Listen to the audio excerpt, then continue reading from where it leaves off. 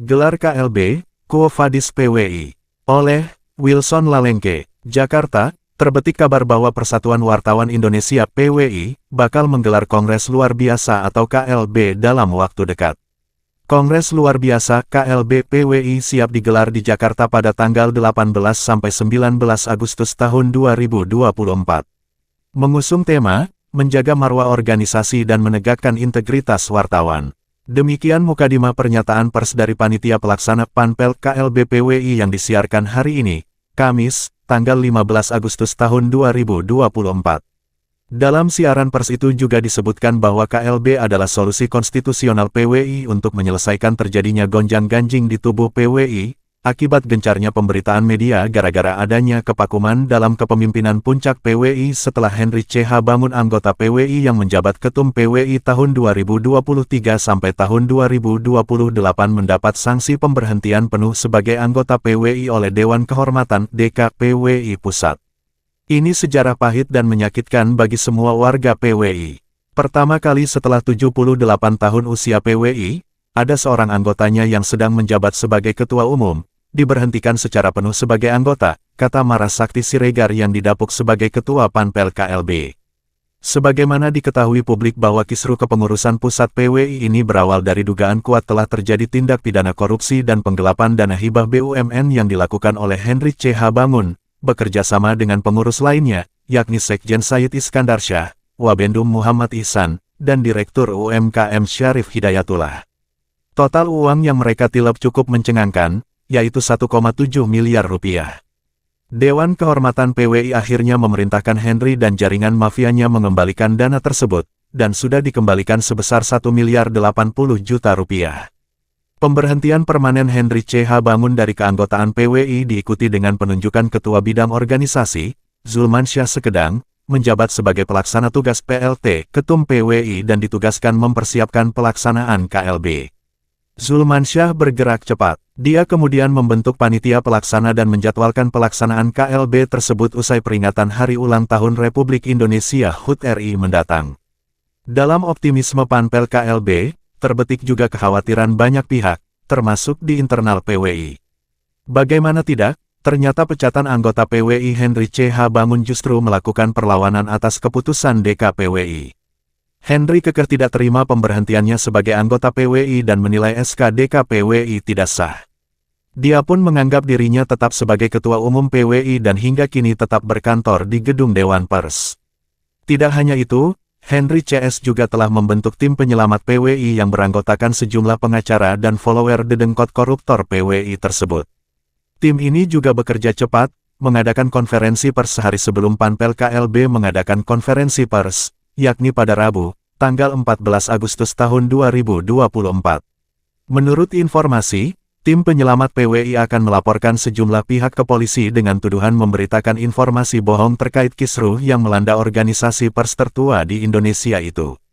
Menyimak perseteruan kedua kubu, Henry vs Zulmansyah, yang terlihat seimbang tersebut, banyak kalangan berspekulasi atas perkembangan PWI ke depannya.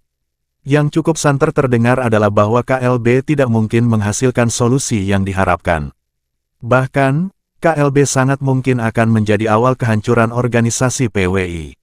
Ada beberapa analisa yang dikemukakan oleh para pemerhati pers, termasuk senior PWI. Pertama, Henry C. Bangun saat ini memegang SK Kumham terbaru yang berisi kepengurusan pusat PWI yang baru dibentuknya dalam forum rapat pleno pengurus PWI yang diperluas beberapa waktu lalu.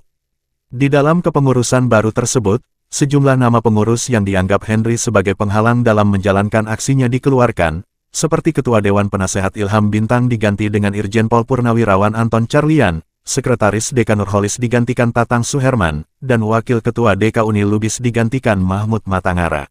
Jika kepengurusan hasil KLB nanti tidak diakomodir oleh Kementerian Hukum dan HAM, maka pergolakan di tubuh PWI akan semakin besar dan itu pasti merusak kredibilitas dan integritas serta marwah organisasi, ungkap seorang senior PWI yang minta namanya tidak dimediakan, Kamis, tanggal 15 Agustus tahun 2024, sambil menambahkan bahwa ada sejumlah pihak yang berada di belakang Henry C. Bangun.